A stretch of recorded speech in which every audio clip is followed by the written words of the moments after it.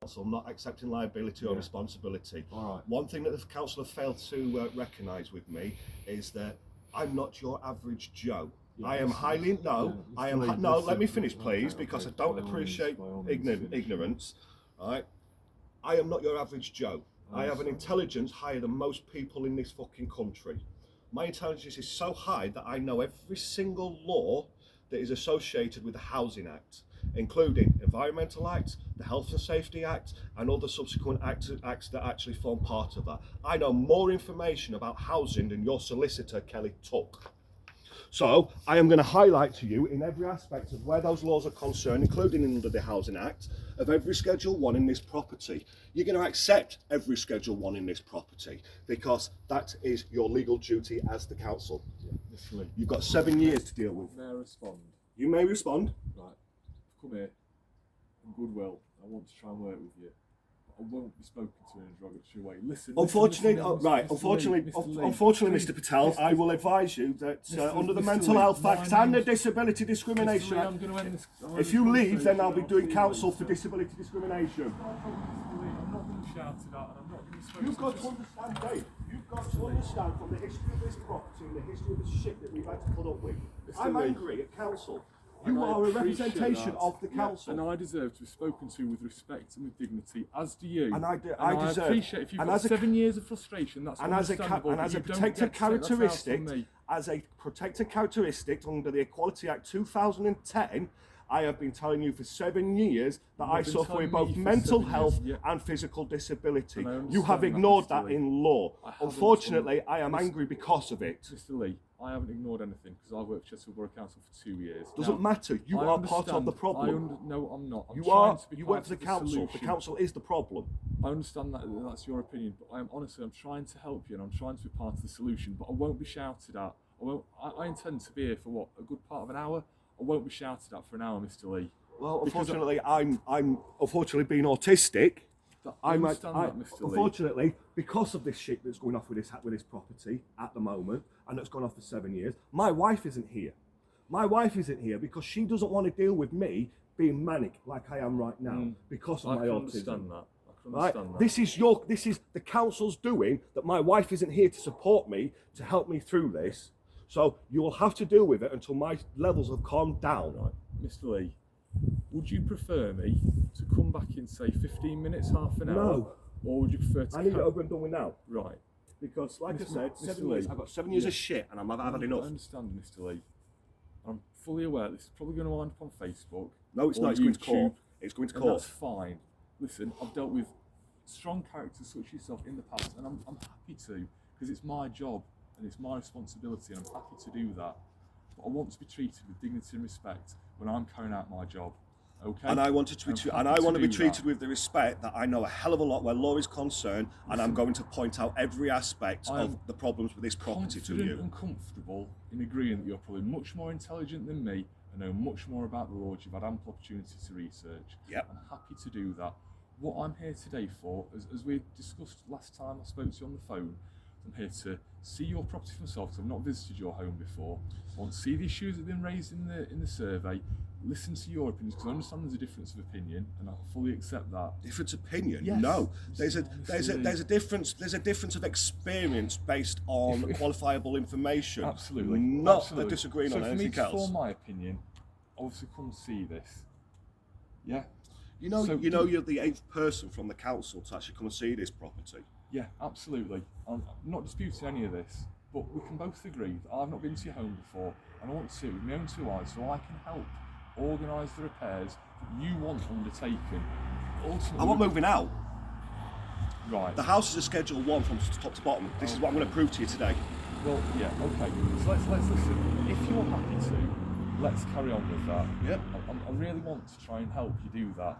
I'm not going to stay here if it's going to upset you, or if it's going to put me in... I'm sorry, Dave, but I'm already upset. I'm already angry. Right, okay. I'm already pissed off. I've got 7 years of shit to deal with today. But because today's the last day it gets dealt with. I'm going to be ultimately very, very clear with you. If you're going to be, by your own admission, manic, and I feel either threatened, or if I feel uncomfortable, we'll either suspend the meeting until you've calmed down and I can then come back in. And if that means like me coming out 15 minutes or sitting in my car out, or you having a breather, and that's fine. And that can be viewed as a positive thing. If we want to, keep the meeting It productive. can also be viewed as disability discrimination because I'm I've not advised trying you to- that I'm in a I'm manic not- situation yeah. because of what the situation that the council's put me in. You've got to accept that. I will calm down eventually. You don't have to worry about violence because I'm not a violent person, never have been, never will be. Right? But you have got to allow me to stress at you with regards to this because unfortunately you do work for the council, you are representation of the council, and the council have been breaking the law for 7 years.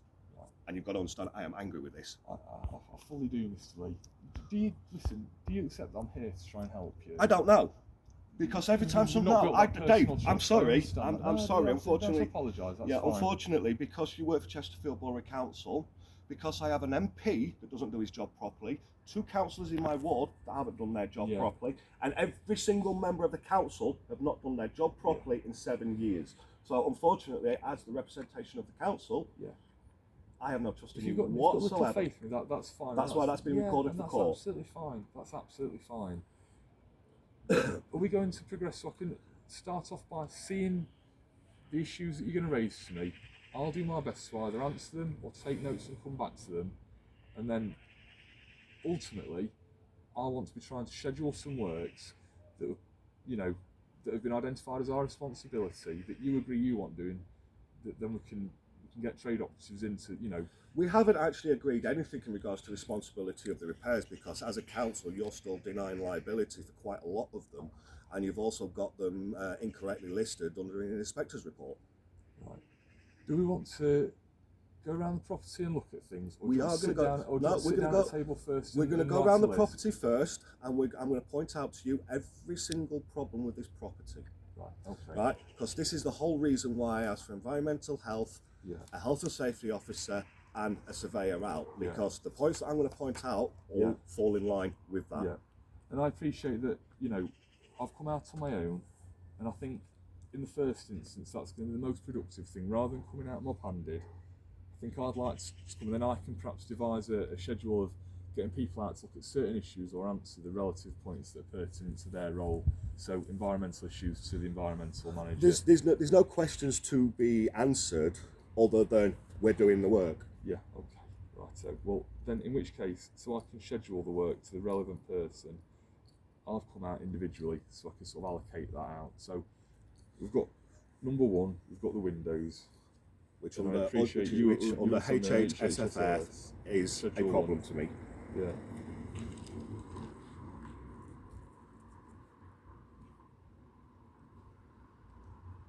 Okay.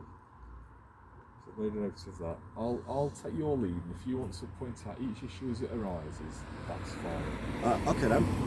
What other issues do you notice on the front of the property? Particularly look at where work has been done. Okay, so we've got replacement bricks to the heads of the windows. Replacement bricks or refill of pointing on that side, especially particularly up in that corner. What, to the return? Yep. And is there an issue that you've got with that? The issue that I've got with that is based on the surveillance of the property and the movement of the property because of subsidence. Right, okay. Because that indicates to me there was a major problem there once. What was that problem? Because you've not told me. I did request the full report of this property and I've not been given it. And as I said, to the best of my knowledge, everything that's kept hard copy in relation to this property has been forwarded to you. So it's not like we've got 2 copies of anything and something's been held back. Well, something's missing because the report regarding the coal bins isn't in the information that I've got. Yeah, I understand that. But if you remember in our previous conversation, stuff will have been lost. Some stuff won't have been written down. Some stuff that was written down to make notes of won't have been kept in the house file, like handwritten notes about jobs or job descriptions that might go back 30, 40 years, even 10, 20 years. Might not have. You're looking at 70. 70 years. Although, you can appreciate that hard copy files 70 years old may not have all made it into the house file. That's understandable. It's funny because they did, because that's how I know about the subsidence on the property. Right, okay, yeah, alright. Who's responsible for coal board now? Not a clue, Mr. Lee, not a clue. Because they need to be contacted to find out what work was actually done on the property. I don't think the Coal Board would have records of that, because it's always been a Chesterfield Borough Council property, isn't it? Bethany, can you just go and fetch me my 2 blue files?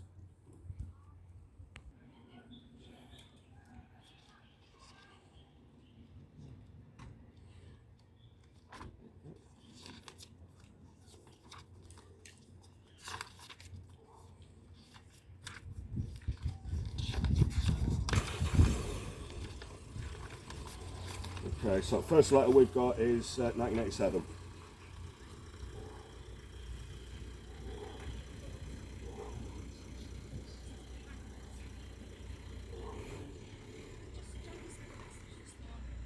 So that's from council. Yeah, that's from the council. Hang on, sorry, just 1 second. So, agreement to the scheduled work, subject to any variation due to unforeseen, from the housing manager, 2nd of July 87.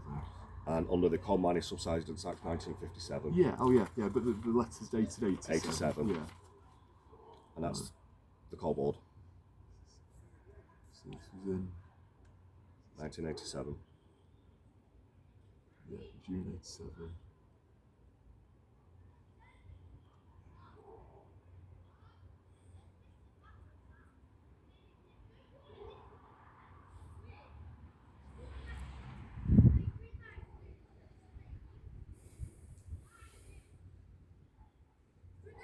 When it refers to the corporation, do we read that as British Coal being the corporation? Yes, because any subsidence underground outside of the external remits of the property would be down to whoever is responsible for the issue. Like if there was subsidence on road, Derby County Council would be responsible for coming out, checking it, looking at it. And if they found out that it was actually because of the mines, it'd be whoever deals with that side of things that would then be passed on to.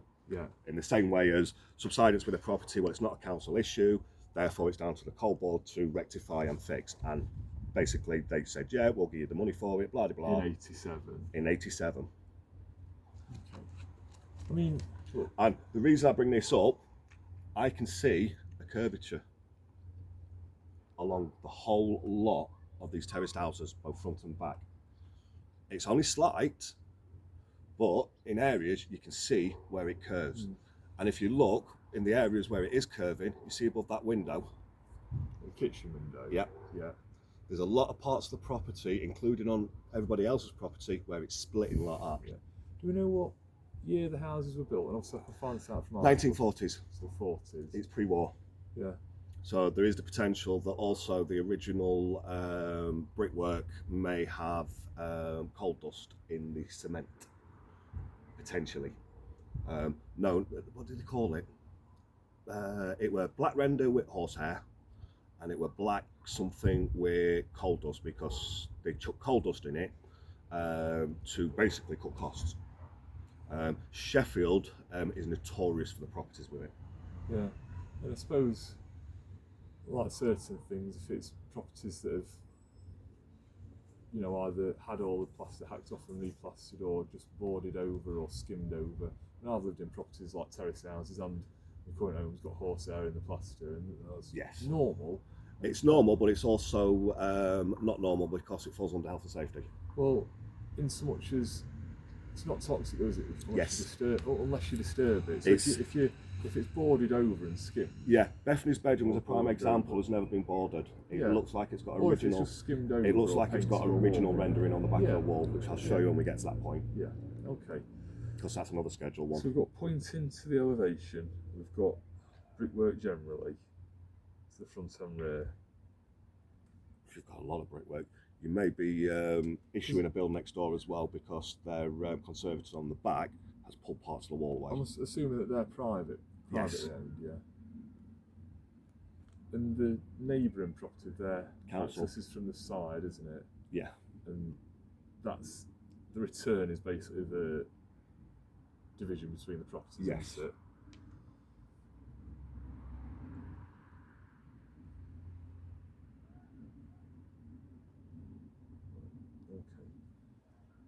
So, taking on board everything that you said with regards to the externals of the front elevation and also the brickwork to the back as well, understand that the roof's been redone, and when they've done that, they've done like an asbestos survey on the.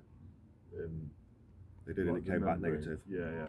And you know the most recent asbestos survey that Armstrong York did? The one where they found out the actual fans on a piece of wood, yeah. Right. That came out with no asbestos found, yeah? Were you aware of that? Yeah. Did they give you a copy of that report? No, I didn't need it because I told you back that we had somebody out in 2018 that cleared the whole house. Yeah. Because the whole house had been stripped and replastered, so... Yeah, but I just want to make it really, really clear that the last asbestos survey I had prior to the one done about a month ago, a lot of that was just sort of visual inspection, and we can't carry out any of the remedial repairs that both you and I want to get done without us having that asbestos survey. You could have done because of the fact that the areas of the property that he took actual samples from, you've already done work on them, so you've already actually exposed yourself to that. Therefore, you can't actually use the excuse of we needed asbestos when actually you already know the condition of the property inside and out. Well, you should do. Yeah. I'm struggling still. I know you're going to struggle because, with what I'm struggling. It's like seesawing, yo-yoing between. Do you want us to do this work or not do the work?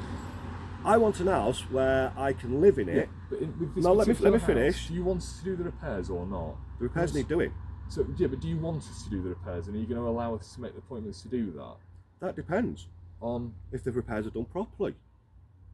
Right. And in accordance with the Housing Act 2004. Right, okay. And in accordance with health and safety, which is why I asked for somebody from health and safety to come out, environmental health to come out, and a surveyor to come out. Yeah. Because I could have quite easily walked around this house with an health and safety inspector and gone, you see that, don't you? And then they've gone, oh shit.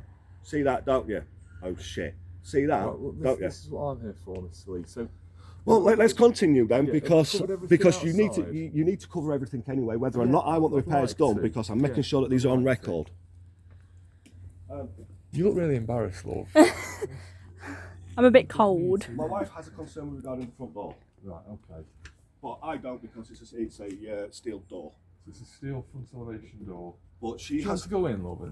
She has concerns because of the windows. Right, because deadlock here and deadlock's just there. 2 deadlocks on the door. There's 2 deadlocks on the door, but as soon as them windows go through, those deadlocks are useless. Right, but the double glazed units, yeah. No. Well, there's two panes of glazing. Yeah. So are we? What's the concern? You have to be really clear with me, so I don't. My wife is concerned because of the glass in the windows for security reasons.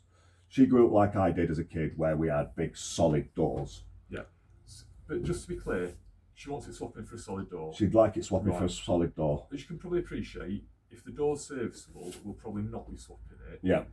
But if there's a fault with the door, well, can't repair it if it's economical. Because it's a steel plated door with frameworks. Can't you just replace this? No, just take that off and just put another sheet over it. Not really, Mr. Lee. I don't see as, if the door's not economical to repair, we'll replace it, same as anything. Yeah. If the door can be repaired, we'll repair it. But at the time as it stands, I'm assuming that it's open and closing and locking safely and securely. Yeah. The glass is, not defective or broken. No, it don't concern me as much because of the fact that it's a front door. Yeah. So anybody trying to break into a front door, everybody's going to see it. Yeah. But like I said, it concerns my wife, so I've got to mention I it. understand that, but she's not here to speak for herself, unfortunately. There's not a repair to log for the door. As far as I'm aware, no. No. My wife just wants it changing. Yeah, I appreciate that. I'd like a new front door too, So, but I'm not going to get one. And unfortunately, on this occasion, I'm absolutely blunt. I don't think we can swap out that front door. Right, we'll start with back first because this is a massive concern. Okay. So straight away, I'm seeing the panel into the. Is this an internal door? It wasn't. So it's been encapsulated because it was the back door. Originally, we had a normal wooden door there. Yeah. So this was the back door. Yeah. That went through in 2015 because we've got coats hanging on it on this side of the bar. I've gone to shut it, and as I've gone to shut it, my hand's gone straight through. So you've got that down. the repair to do. It was supposed to be a repair to do, Right. but we took it I out. call that porch. Yeah, Back porch. back porch. Back porch door. But we are thinking about taking that door out anyway because we've now got this as a back door. But yeah, that was supposed to have been replaced in 2015. Do we know why it's not been done? As it was. Well, looking at what I've read in here, it's been put down that because I broke it when I shut the door, it won't get replaced. Right, or it could do, but it'd be like a rechargeable repair Yeah. or something. Yeah. Right, okay. Right, okay. So straight away, I can say, we'll replace that or repair it if you want us to. But if you're saying that you might take it out, what would be your preference? Taking it out. Right, okay. Because there's going to be a few issues that I'm going to show you internally anyway, Yeah. which might be worth doing Yeah. and getting it over and The done with. only obviously issue we should be more than aware of, is that if we remove it, it'll obviously potentially make the property slightly colder because it's another sort of break from the. I mean, obviously there's an external door here which will probably The still. property's cold anyway. Right, okay. Summertime, it's fine.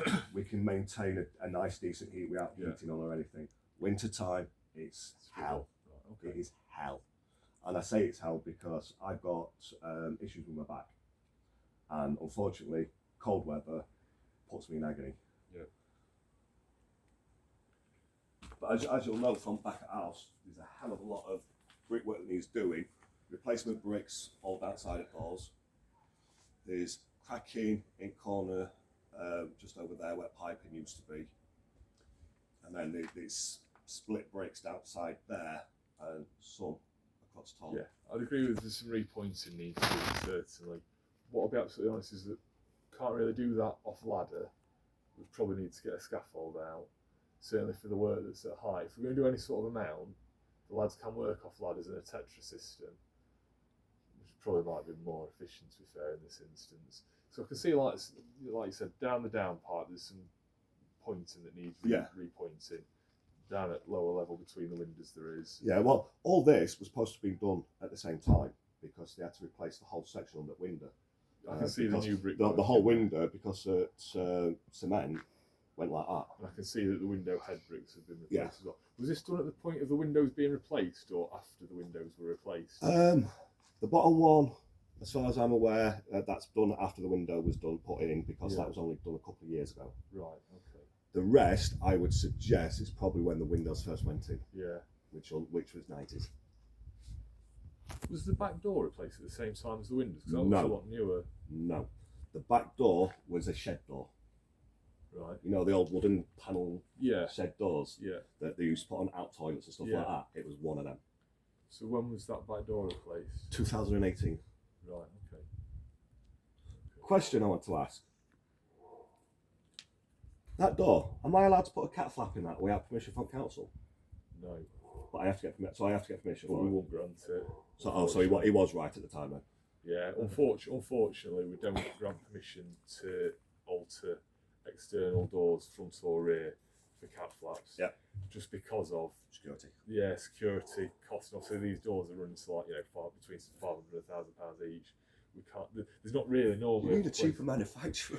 Yeah, believe it or not. I mean, I'll say it varies, but you can appreciate that frame as well. You know, and it's not gonna.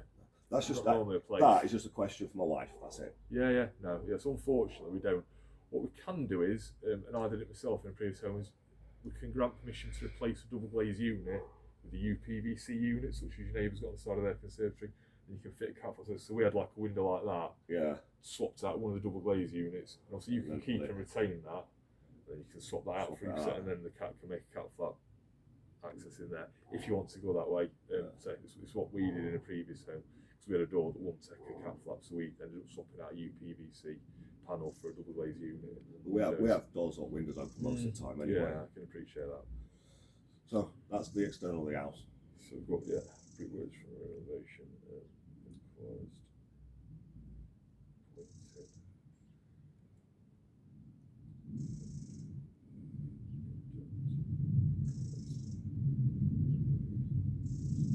Okay. Right, garden.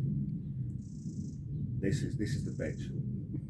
Now, because you have seen Mr. Rodhams before, Yeah. I suggest you go have a look at that.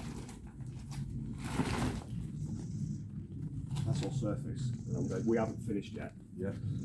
In 2018, Chesterfield Borough Council provided us with a skip. We had that skip for a week. We filled that skip with coal. That's why, if you look at this garden is a little bit more level than that. Because if you look, the garden's gone down. And that's because we removed 2 ton of coal and rubble in 2018. That is from my wife just walking around garden, picking it up, filling the bucket up. Now, biggest issue is what Mr. Rotherham failed to notice is the coal is in shards all over. Lots of shards. It's also under the soil by at least a foot, which is evident from the trench I dug here. Right. Is this for anything in particular? This earthworks, like, is it for like talking decking? It's doing your job. I'm clearing 2 foot of soil out of the garden. I just wondered if you're like wanting to build something, or if you're like foundations, or. Basically, what we want with this garden is for the 2 foot of soil that has been recommended by. I've now had it recommended by a landscape gardener. I've also been in touch with Chesterfield Groundworks. They've also recommended it. That a minimum of 1.5 foot per square metre needs to be removed out of this garden because it's hazardous. The reason it's hazardous is coal on its own is a controlled waste. Coal mixed with any other waste becomes hazardous waste because it's not in a controlled environment. Brick, coal, even down here, where, and I showed you photos, you know, I've got plaster under here.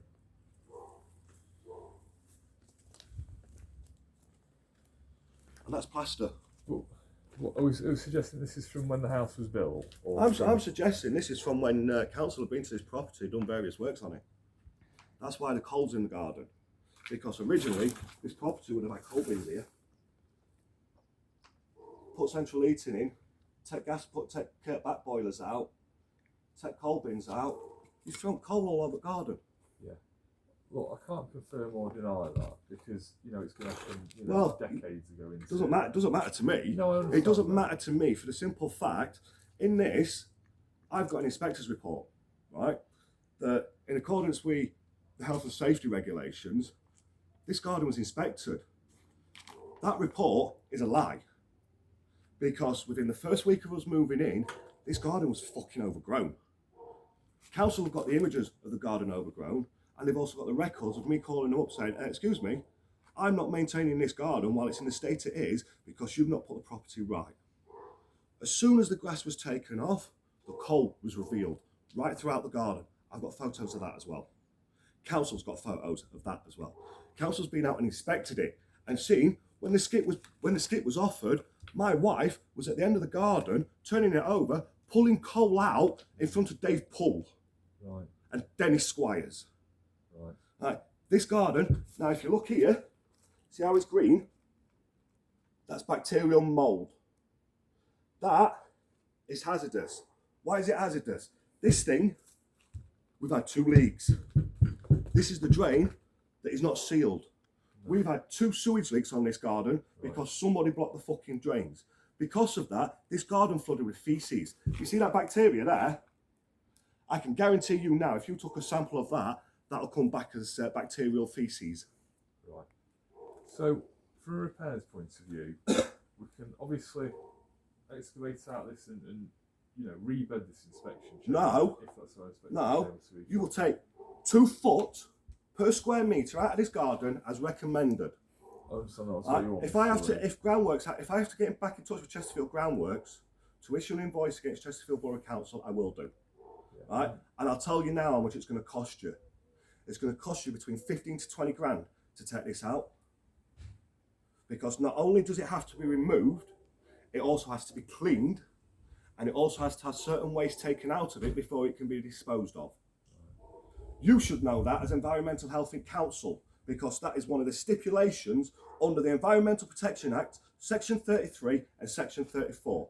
Under Section 33 and Section 34 of the Environmental Protection Act, there is hazardous waste in this garden. This garden is a Schedule 1. This garden is a major Schedule 1 hazard. This garden needs rectifying as an emergency. You appreciate that's not my area of expertise, but obviously we'll look into it. I'm not. That's why I asked for environmental health. Again, I asked for environmental appreciate health. that, I've asked for health and safety for 7 years. I appreciate honestly. You can tell Esther from me that I will be seeing her in court and that I will be pulling environmental health into court for non-committal of their duty in law. My concern is, Mr. Lee, is that we do end up in court and that nobody really wins. Well, actually, I am going to win. Tell Dave when you get back to office that there's a £7,000 bill currently sat with Kelly Tuck. That needs paying this week because now that you're here, you've witnessed the coal. Because you're here, you've witnessed the rubbish in the garden. That bill is a £7,000 bill for the week's work that me and my wife did, removing the coal out of this garden. That needs paying. That's going to court next week. Right, so obviously, Mr. Lee, you can understand that I can't comment on that. I know nothing about it, so... Yeah, well, this is what I said to you last time, Dave, when I saw you. They've dropped you in the shit. Do you know why they've dropped you in shit? Because they know they're in shit. It's my job, Mr. Lee, to come out and from a personal It's Dave Paul's job to come out and have a look at it. It's Esther's job to come out and have a look at it. It's Dennis Squire's job to come out and have a look at it. It was Mr. Rotherham's job by Chesterfield Borough Council to come out and look at this property and inspect it properly. You don't need shout. Well, clearly I do, because you're here and you've just seen that Mr. Rotherham was a liar. Right, okay, Mr. Lee, listen, I appreciate your frustrations, but you really don't need shouting. I'm here to listen to you and to try and help, okay? I can't say I'm an expert in the environmental health issues. I understand what you're saying, but when you say it's for Dave Paul to come out, it's not. I didn't say Dave Paul to come out. I said Dave Paul came out as part of his job to come and fucking assess his property. Yeah. Are you telling me he shouldn't have done? No, Mr. Lee, what I was just saying was, you're saying it's for him to come out. I'm saying he's got to discharge some of his responsibilities to his staff, and I'm a member of Dave Paul's team. You know, he's my line manager. Yeah, another new face that I've seen in 7 years, because the job gets passed on to somebody else to deal with, and then somebody else to deal with. Yeah. You know, your bosses, Or try to, your bosses in repairs, known about this for 7 years. 7 years they've lied to me. 7 years they've denied it to me. Okay. I understand everything. This is sorting. I understand it. I understand your frustrations with it. I've made a note of it, and I'll take that away. Obviously, I can't comment because I'm not an expert. It's well out of my. Well, to be honest, you should be on the phone right now, speaking to Esther at Environmental Health and saying, "Yeah, I'm at such and such a property, and you need to get somebody down here now." Rest assured, Mr. Lee, that I'll be speaking. No. I'm giving you a point of what I'm expecting right now. Right. You are here to do what your job is to do, is to look at the problems that we've got with the property and report back. You're here now studying a Schedule 1. A Schedule 1, which is an environmental issue. This is illegal. This is breaking the law right now. You're here and you've just inspected it. You need to be on that phone now to Environmental Health and tell them to get out here and get inspecting this. I'm not going to jump on the phone right now, so I'm going to look at all the issues we've got and then speak to my colleagues. It's been like, if you're saying it's been like it for 7 years and it's been like it since last time I made an appointment for me to come round, it can wait till I get back into the No, it office can't. this afternoon. All right, Mr. Lee. I'm not in a position to be waiting for anybody anymore. Right, Okay. Like I've said to the person who dealt with my stage 3. I've got you under disability discrimination for starters. I've got you under the breaking of many laws in this freaking country, and I'm going to hold you all to it. And I'm holding you all to it from this week. Yeah, don't get confused or don't try and sway this onto other issues. I'm trying to be really simple and deal with the repairs issue and the disrepairs issue. This is a disrepair. Yeah, I appreciate that, and I'm going to try and deal with it. I bet you haven't noticed that that's actually a small window yet, have you? And I bet you've not noticed that actually that's on the back end of a kitchen that's fully open up. That's a Schedule 1. Because of air ventilation? Nope. Inadequate light. Right, okay. So, but that won't backdate, would it? That'll backdate to when it were bloody, the internal wall was taken out. Because when that internal wall was taken out, that window should have been replaced. The internal wall between the kitchen and the dining room? Yep.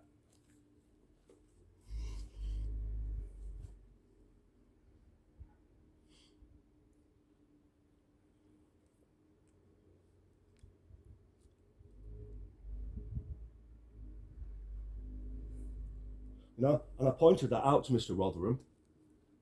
What did Mr. Rotherham say to that? Didn't say anything. Right. Okay. Didn't even go in his report. Okay. That Mr. Rotherham should have put straight bloody down in his report as a qualified inspector who supposedly worked for Sheffield City Council doing this, that and the other. Turns out he ain't half as qualified as he makes out to be. But I had many dealings with Mr. Rotherham at Sheffield City Council, so I do happen to actually know him. All right. It's just a shame Mr. Rotherham doesn't recognise my name. Did you live in that area, did you? Yes. Okay.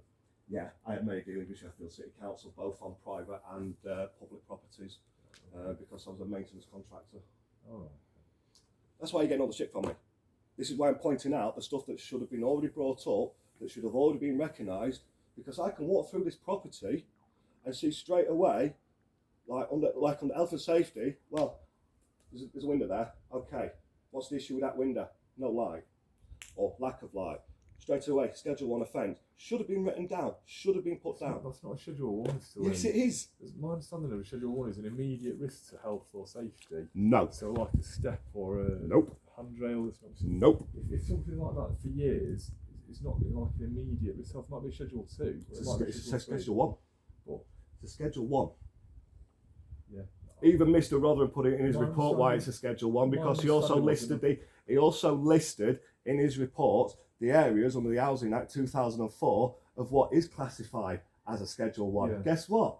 Inadequate light is a Schedule 1. Oh, do you mean like inadequate light on like a stairwell or something though, where it's like dangerous? Where a property needs to have a light switched on during the day is inadequate light. Doesn't matter whereabouts in the property it is, if it requires a light on to be able to actually get any sort of light in there, it's a Schedule 1. We have to have that kitchen light on most of the time because of I that. appreciate what you're saying. Yeah. I can understand that. So that is a Schedule 1. You know, how many Schedule 1s have I pointed out now? Several. You know, and we're not even started in house yet. Yeah, we'll have to agree to disagree on a number of Well, them. you can Absolutely disagree with me as much as you Yeah, want, absolutely. but the law and the yeah. regulations are written exactly as they are explainable. And I appreciate it. I And might that's be a wrong, I Schedule might be 1. right. I appreciate it. Yeah, like I say, it's been a number of years since I lasted HHSRS training, but I may well have I did it last week. Yeah, I appreciate that. We'll see. You know, more informed than me, most likely. Yeah. So, do we want to go inside and start inside now? Yeah, start inside. Start here first. Okay. I've got an issue with this internal wall. Okay. See if you recognise the Schedule 1s on them. Mr. Lee, rather than me playing guessing games, No, do you like, want to maybe just it's let me it's know not what no your it's not issues my are? duty. It's not my duty. And it's not my job to recognise these things. Right? You work for repairs. So Certainly do. under repairs, you should be following certain regulations in a certain way and a certain order. But I've Right? been- When you come out to inspect a property, you are supposed to visually inspect a property, Absolutely. and where there are issues, you're supposed to say to yourself, right, what issues are we going to have from that if we don't rectify As we that? said- That is the whole point of the HHSFS. As we agreed, Mr. Lee, you're more intelligent and more informed than me, so why don't we just save me missing something and you let me know? I'm not trying to be facetious, I'm just asking you to tell me what your concerns are. What you're doing for me right now is because, like I said, I am recording it for court. Of course, You're I'm showing for me YouTube. incompetence. It's fine, I'm not incompetent, Well, Mr. you're Lee. showing me I'm incompetence. trying to be helpful, I'm trying to be Yes, you're understanding. trying to be helpful. A number of colleagues and would I'm have left long back. Right. but And I'm like here I said to trying you, help. this is being recorded for court, so I have to Absolutely. present a picture to the court. Absolutely. Now, I'm asking you because I know what the issue is, Yeah. right? Because I know how it works. I know how it works in recognising an issue and potentially finding an issue that might happen a few years down the line, which is what HFSS, HHSRS, yeah? yeah, that's what it details, outlines. It tells you to look at a problem, recognise a problem, and see if there's going to be any future problems from that one single problem.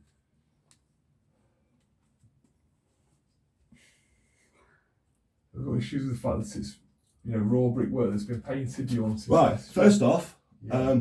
see top of that line, Above the wall. above right? well, just below the ceiling and above the last bit of wall, Yeah.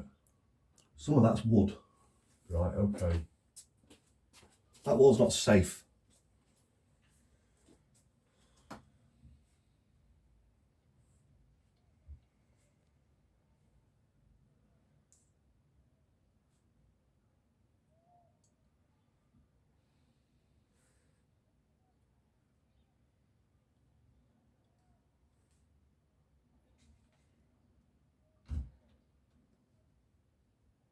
Okay. So we've got wall makeup that we're not 100% confident is secure. Or safe. I take it that the ceiling's been re-skimmed at some point because it looks fairly new in comparison to some of the brickwork and plastering. I can see like a plaster pop on there. But Well, it's not been done in the last 7 years. 7 years. It's not been done before we moved in here. Okay. So if it's not moved in 7 years, then that's probably fairly. There's not been much movement to that then. I don't know. But looking at where that line is at the top, well, that tells me that at some point that's shifted. Because if that's, we've not touched this toilet at all. No. So where that is cracking, that's either from exposure to heat because new radiators being put in because this was cold for years, or that's from shifting. I'd say it's just the paintwork cracking. I'd say that's just decorative, Mr. Lee.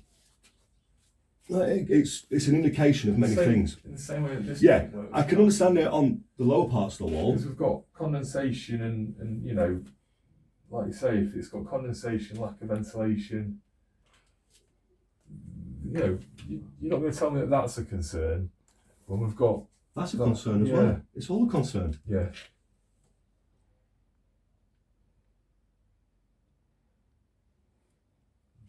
And to be honest, I'd be happy if you just took this out. Took it out. So what the WC? Take that wall out. Take that wall out. Take that out. We're not be knocking Block out that internal up. walls and Take this door out, yeah. and you've got a full seal. Yeah, but we're not be knocking walls down like Grand Designs.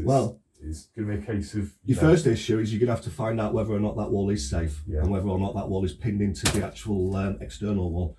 If it's not pinned into the external wall, it's going to come down anyway. Because it means it's not strapped properly. Seeing as it's exposed brickwork and we can't see any step cracking or significant movement, I'd be fairly confident it's fairly structurally sound. That one. Right, okay. That one, but we're still going through many issues of the property. Yeah. Now, if you want to turn around, look up. Okay, it's got consumer unit.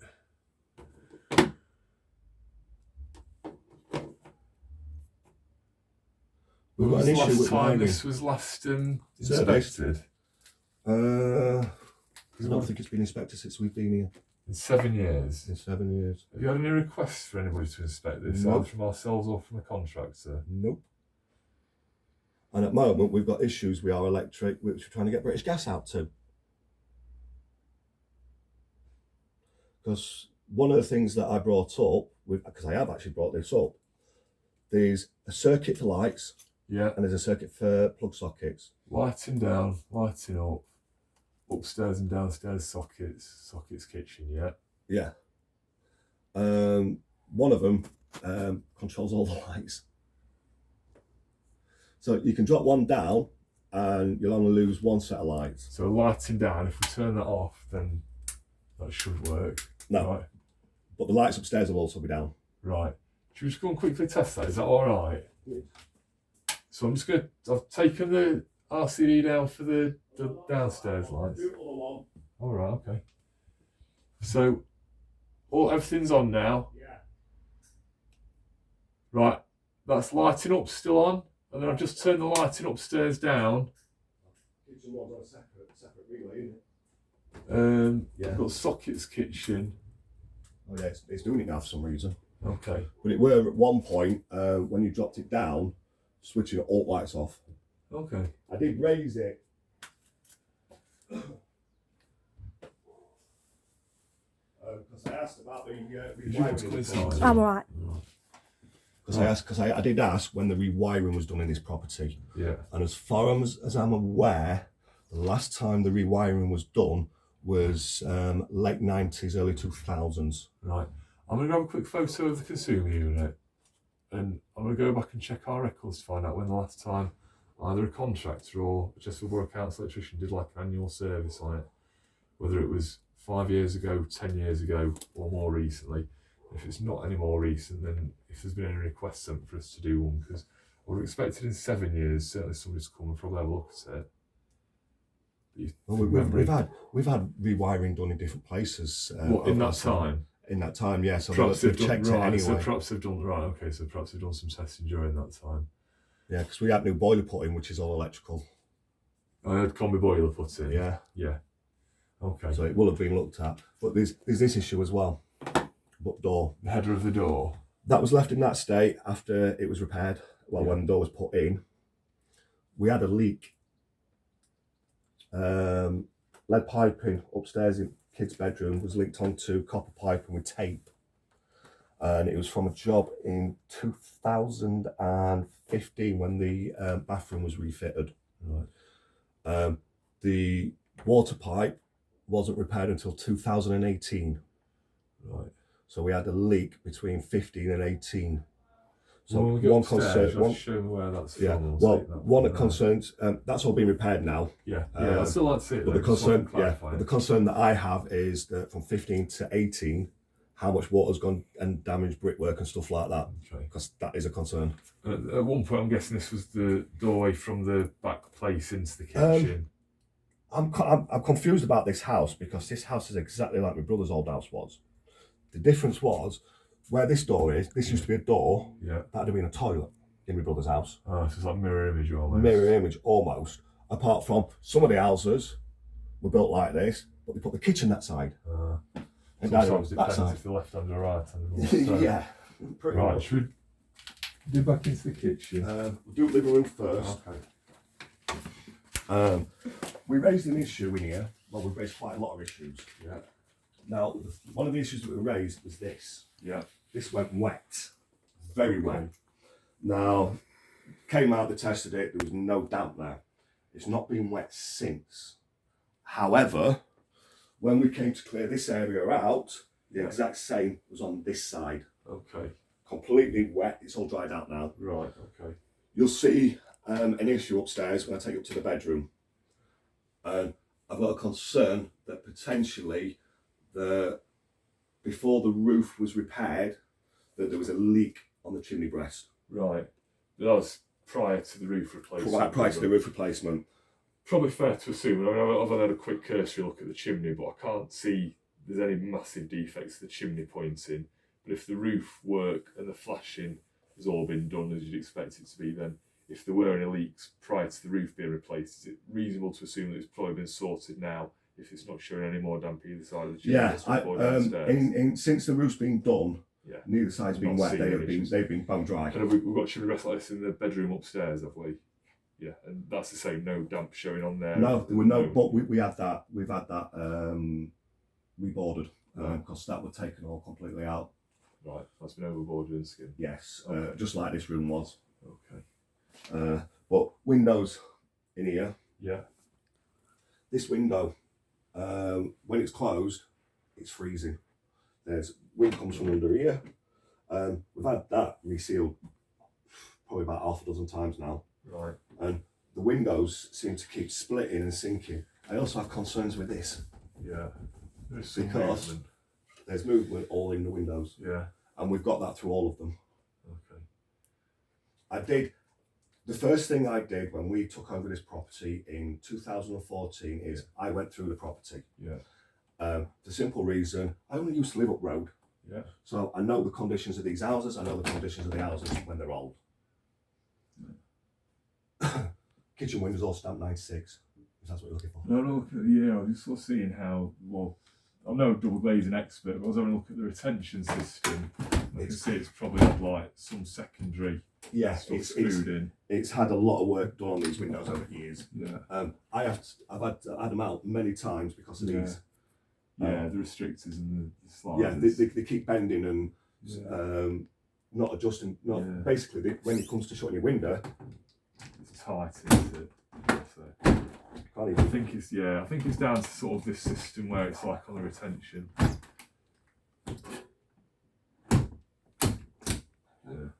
Yeah, and that window does exactly. Well, that window's a freaking pain in the arse.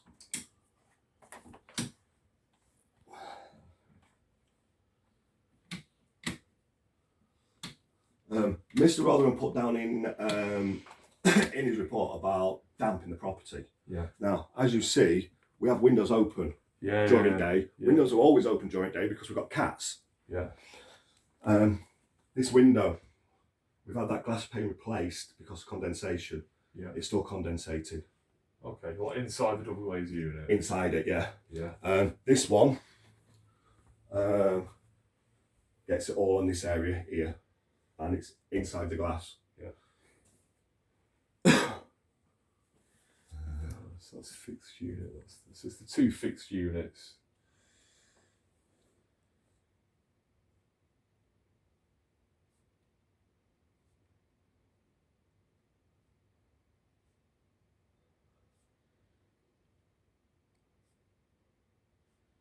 Do you remember if there anything else Mum you mentioned about in here? I don't think so. Not to my knowledge. Okay. So I think that's just it in here. There's the 2 windows. Oh, I'll So go we down. just so we discussed the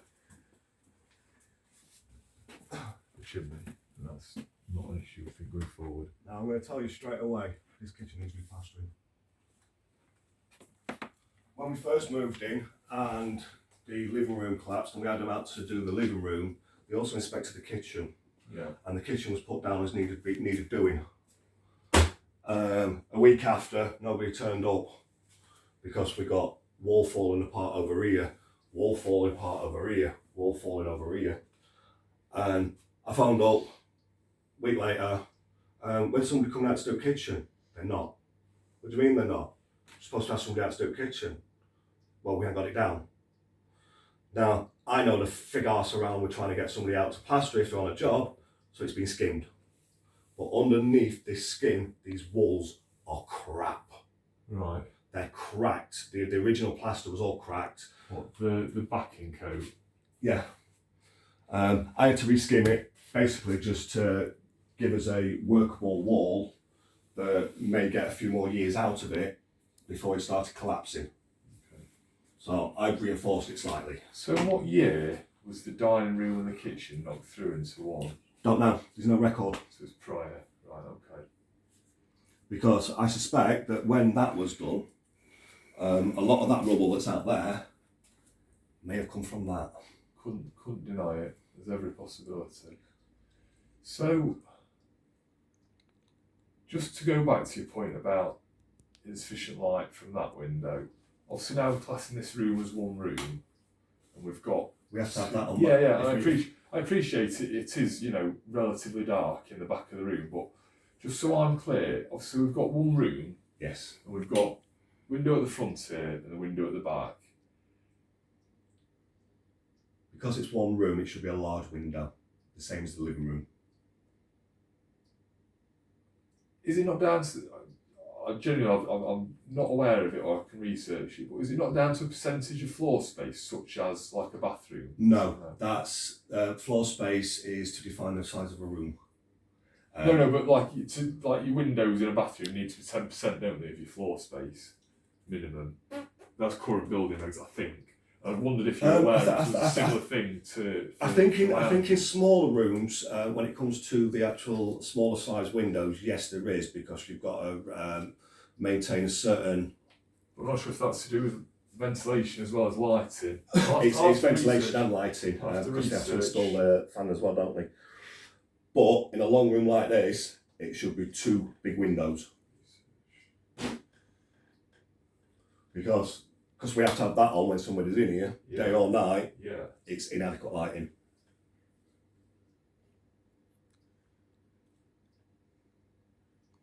I'm going to research the regs for the window sizing, but like I say, it's not something I'm imminently aware of. Got the pay-as-you-go meter on the back wall there. No. Is that not a pay-as-you-go meter now? No. We're supposed to be on bill. We put in a transfer from British Gas to our new supplier. Yeah, but is that key card or pay-as-you-go at the moment? This black and white unit on the right? No, we don't know, because it will pay as you go. Is it just a meter then? It's just a meter. Oh, right, okay. It was originally pay as you go. It was supposed to be transferred across to our new provider. Yeah. And it hasn't worked. And we've been trying to get them out since bloody October to come and repair the meter so that we can get somebody out and change across. So you can't take meter readings from that meter? No. Obviously you appreciate that's a utility supply of Chesterfield Borough Council, but I'm just concerned that, so how are you paying for your gas then now, pay as you go? No, as gas is on bill. This is supposed to be on bill. But at the moment it's... Pay as you go. Right. But it's not. So where are you putting like your key card or your fob? We've not paid any electricity on this Since October. Because we don't know what we're supposed to be paying, we don't know who we're supposed to be paying, we don't even know what we're supposed to be on. And I have been in touch with British Gas over and over and over again since October last year to get an engineer out to come bloody repair it. Right. In fact, I'm going to ring them again this week and find out what the hell's going on. Yeah. But yeah, there were originally a cupboard that were in there and it fell on my head. Right. So let's. But yeah, you can see from where I can skin. This is my skin. Right. Okay. So we're going to look to replace that cupboard then. Is that your ideal solution in regards to that? No. You'd rather not. no. Rather leave it as is. Yeah, I'd rather leave that as is. Ideally, I'd like that frigging meter next to the bloody box on the other side, but that's not going to happen. Well, that's down to your Utilities. utility provider, isn't it? Yeah. Yeah, 1,200 quid. Want to move the meter? Yeah, our gas meter's behind the washing machine, so it's far from ideal. Every time you want to do a gas meter, you have to move the washing machine out, but we won't be moving it, especially if it's 1,200 quid. And we've got the new combi boiler that was put in, what, 2 or 3 years ago, I'm guessing?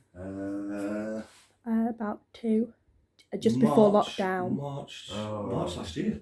No, March 19. I No, thought March last year. March 20. Yeah, Okay. because that's when the issue started where the cupboard was concerned, The cupboard. where that came about from originally. Oh, right, okay. So there was a cupboard there on that wall. No. The cupboard was in my daughter's bedroom, Where the old where the boiler used was. to be. Right, oh, okay. Ah, right, okay. Yeah, Right. and this is the bit that makes me angry, is because when that boiler was taken out, council should have taken that cupboard out and re-put that room back to a bedroom, and they didn't. Right. Because that's one of the things on the Housing Act 2004. If you change the internals of a property or remove something from a property, such as moving the boiler from the bedroom down to here, Yeah. that bedroom should have been put back to its original condition because you installed the boiler Yeah, absolutely. and they didn't. Right, okay. And this is where I'm angry about this one. Should we make our way upstairs then and We will, lead yeah. onto that then? Yeah. These windows are an issue as well. Yeah. They're exactly the same as every other window, apart from they don't condensate. Yeah. And I've got a drawer front to be replaced. Yeah, it keeps falling off. Is it still in sight or is it knackered? It's knackered because it screws. Right. So screw holes on bloody have completely gone now. Kids don't know how to shut drawers properly. we do.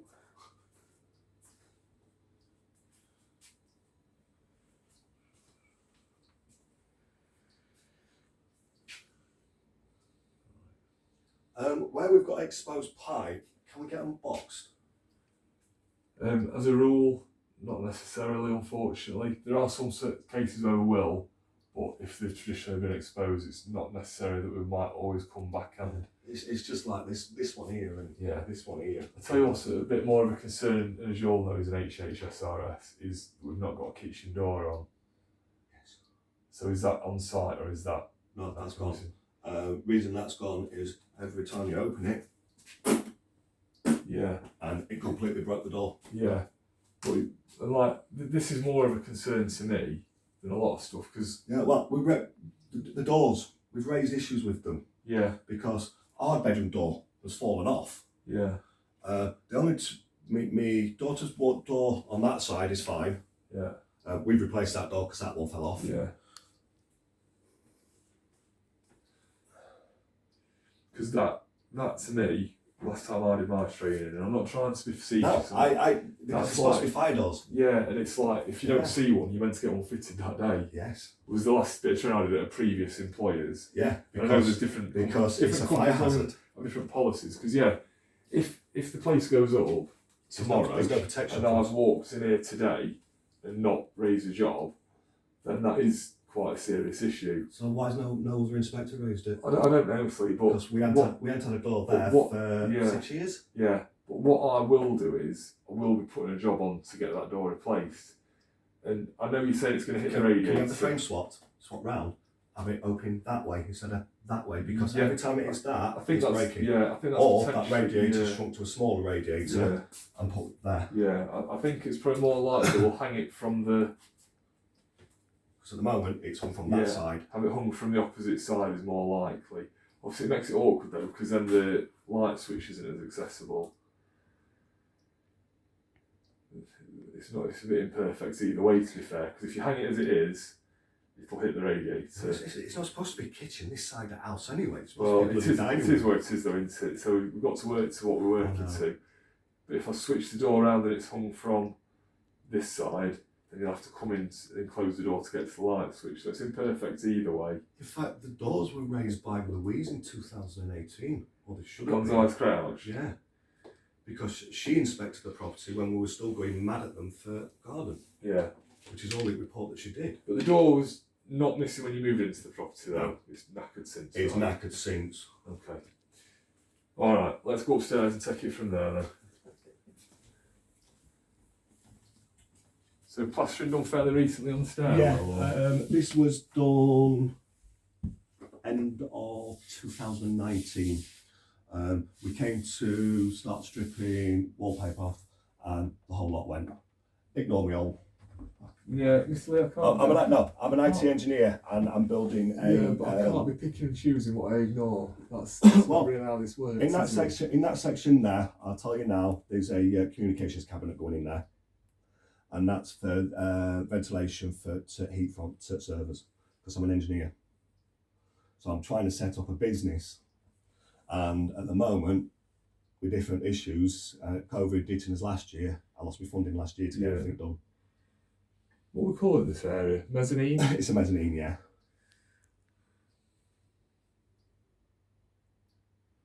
But if you want to put the boards up for me, that'd be appreciated. Boards of what? Did you see them in the kitchen? I've got my plasterboards ready to go up To go up? that. Yeah. Up where, sorry? Straight up there, that'll be blocked off. And we're putting new lights in across top.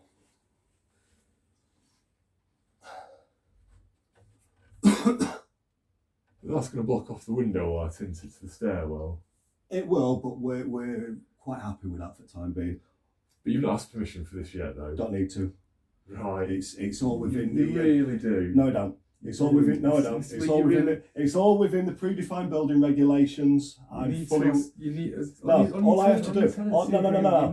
You need to notify us if you make. We don't have a tenancy agreement with you right now, so please don't use that against me. I'm sure there will be a tenancy agreement. No, there isn't, because unfortunately, when you get me to sign a contract on a property that isn't fit for human bloody presentation in the property, that tenancy agreement is null and void.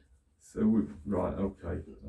You moved me into a house where you told me it was safe. This house has not been fucking safe since the day I walked in. And you're winding me up again. Well, I think it's just because we're sort of very much picking and choosing. No, I'm not picking and choosing. I'm not picking and choosing. You're telling me that I've got to abide by something that, unfortunately, you moved me into a property that was unsafe. I have evidence that you moved me into a property unsafe because Bob Heathcote signed off a health and safety sheet that this property was inspected. No, it wasn't. Right, I'm not disputing that, obviously, but what I'm going to be really clear on, for your benefit, is that if we're going to be... Well, for the benefit of law, under the predefined building regulations, I can make any modification, any change to this property, so long as it does not affect the main structure of the building and doesn't require planning permission. Mr. Lee. As long as I inform you that I'm doing it or I've done it, that's all I have to do legally. You cannot hold me to my tenancy agreement on that because that is the finite of the law. Yeah, I'm not trying to be funny with you, Mr. Lee. I'm not trying to... I'm just pointing out to you, if you're going to start telling me about my tenancy agreement, I'm going to tell you where the law's concerned. But this is swung really quickly, this, because I thought we were sort of getting on all right. And then as soon as I sort of start seeing things that are, we've got DIY electrics and holes, and you're talking about that's not DIY electrics. All that is a power line. A power line through the ceiling. No, it's not an extension lead. If you get off your high horse, I can actually explain to you exactly what it is. It is a electrical line that is fitted securely under pat to a fan. That fan draws out, when that's built, it will draw out all the hot air from my servers, right, which you saw in the living room, which will all be going in there, and it will keep it as a controlled environment so that my servers never break, never overheat, and never get damaged. So that actually is attached to a unit. It's not an extension lead, it's part of the unit. Okay. Thanks for clarifying that. That's no worries. And that's a fan exhaust entrance that's at the top of that. And if you like, I can show you the fan. I'm all right for the moment. Let's carry on with what we're doing upstairs. And then Don't be presumptuous over things. Mr. Because Lee, I'm going to be really, really clear. I'm going to tell you straight, where the law's concerned, I am far above the law. I've made sure that I am, in order to make sure that I can take on the council where this is concerned. So now we'll start with the bathroom. Okay. This is where we read about the decorative finish coming off the ceiling. Yeah, this is water getting at back Yeah. of cheap, nasty, matte paint. As I explained to you when you said about mould, there's no mould across there. Yeah. It's all getting, because it gets hot in here, when showers are on, even when windows are open, because they've used cheap, nasty, matte, that's what happens. It doesn't need full, like I said to you, it does not need a full mould protection because it should already be in that. So, ideally, how are we going to remedy these issues that we've got in here? This bathroom needs stripping. Yeah. So, Bathroom needs to come out, walls need to be stripped because as you can see here, this, yeah, well you see that, that's wallpaper. yeah, it's like skim over wallpaper. My wife took the top layer of wallpaper off, pulled a bit of plaster off, oh shit, there's more wallpaper. So she pulled off a bit more, oh shit, more wallpaper. And then it's ended up this. Yeah. And it's this is, right, and this was one of the concerns that brought up where they thought it were Artex. I know it wasn't, but this was the exact same. Wallpaper, plaster over wallpaper. Right, you had Matthew tenants out to do these bathrooms. How many of these bathrooms are all like this?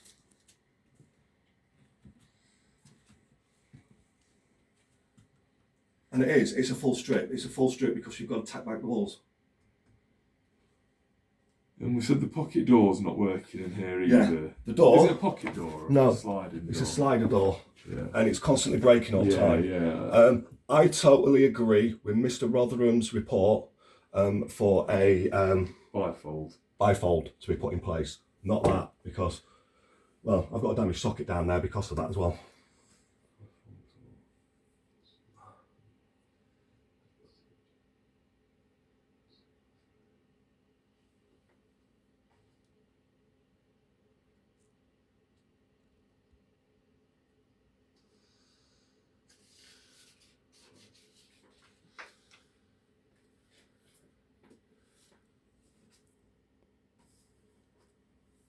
So,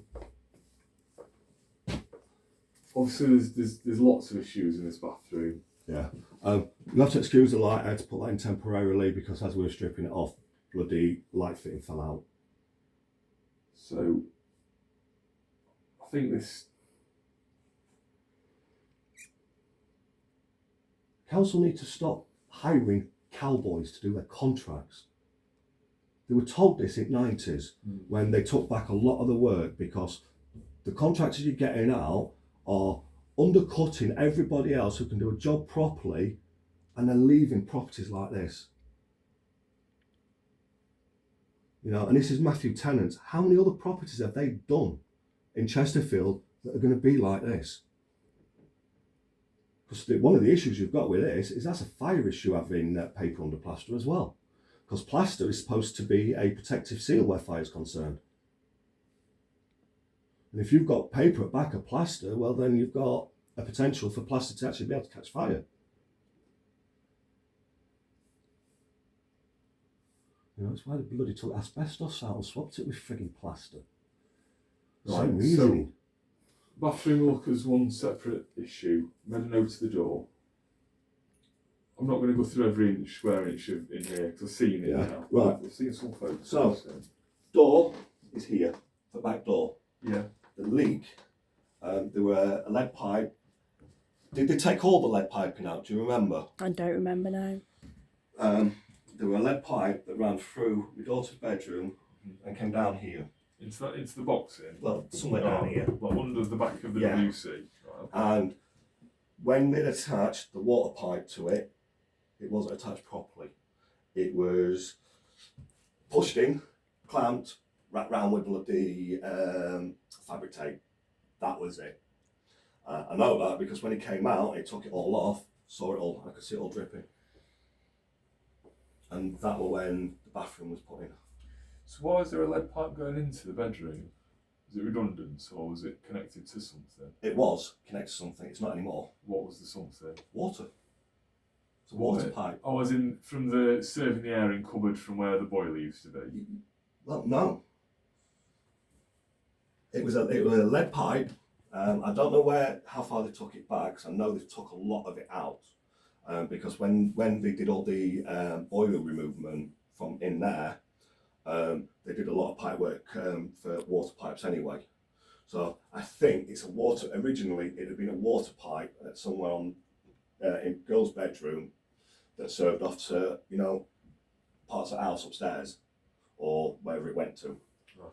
Because the water for the boiler is running through all this lot to go down. So it had been an original water pipe for taps. Okay. Right, so. The only concern I have with that is the fact that the bathroom was done in 1516, I believe, and that was repaired in 2018. So my concern is there any damage to brickwork? Has it disintegrated any of the, as you can see from the bloody cement on the outside of the bricks? It's not the best. Right, let's push on. Let's have a look in these bedrooms then. So we've got the bedroom where the airing That's cupboard fine. is. Do you know, out of all the bedrooms, those 2 bedrooms are perfect. Right. So these 2 bedrooms are absolutely fine. Yeah, these are big. Just This has been this wall replastered. That's been redone. Right. So we're back to the lat and plaster of the lat of the original ceiling. What would have probably been the boiler flue. Yep. Boxing. And then we've got external brickwork. Then we've got this area where we've got the brickwork and the blockwork. So this is quite interesting. Don't start playing with it. It No, is I'm not going loose. to touch it. I'm just going to have a quick look and see where we're at. Because also I've seen photos of this bit. I appreciate it's a big bone of contention. You see how it's all black down there as well. Down the actual chimney breast. That's your chimney breast. Oh, right, okay. Do you know how I mentioned about the damp downstairs? When you say black, what do you mean, the outside of it, or? You see this? It's not as wet anymore. Oh, right, okay. But that, when this all first collapsed, that was wet. Right, okay. Was this before or after the roof was renewed? This fell after the roof was renewed. But it weren't a wet. It weren't like it were a wetness from water pouring. It was a wetness from water that had been there for a while. Right. So it were black. It were musty. It were ugh. Right. So these fixings that are in here, what are these from? They were boiler. Original boiler. Yeah, the screws back in. Yeah. Okay. So when I took the cupboard out, yeah, that wall was still got. Well, if you look at the pictures, it's got bare plaster. It's in patches. You have to excuse me to just pull you back in. So when you took the cupboard out, yeah. So you removed this airing cupboard. Yes. After they changed the boiler, we were expecting somebody from wood department or whatever, whoever does it, to come out and remove it. We got hit by COVID the following week. So we left it till I think it was June time. And I phoned up and asked, look, what's going to happen with this? So you left it like 3 months? Yeah, because at the end of the day, we were going through COVID. There was no way you were going to come out and do it anyway because we were all in lockdown. I had to stop working on our business and everything because of it all. So we were in a position that we're saying with council, it's like, well, there's no point in us ringing them to complain about it because we're all in the same situation. So I phoned up in June, July, and I says, right, we've still got this cupboard in bedroom that needs taken out. When's it getting taken out? It's not. Why is it not?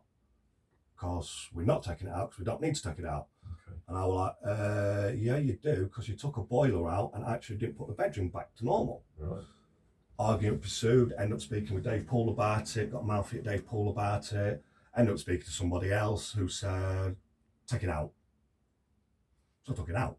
Who's that somebody? We got no I idea. can't bloody remember. I wish I did now. But I says to her, look, this is getting beyond a joke. I said, it should have come out.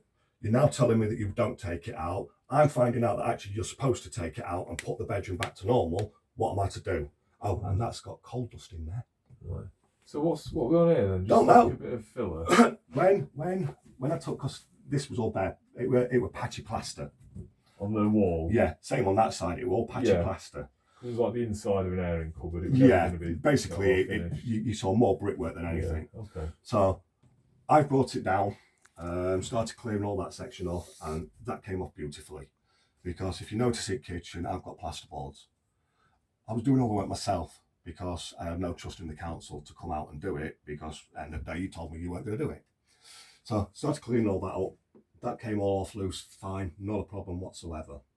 As soon as I started to pull this off, particularly when it started here, this lot, I think I'd only got about that much of plaster off, and this whole lot just went boom, just completely went straight down. I'm surprised that hasn't dropped yet, because you can see cracks in it all, and if you feel it, it's all gone crumbly in areas, and it's water damage. That years of water damage. I don't know if it's water damage.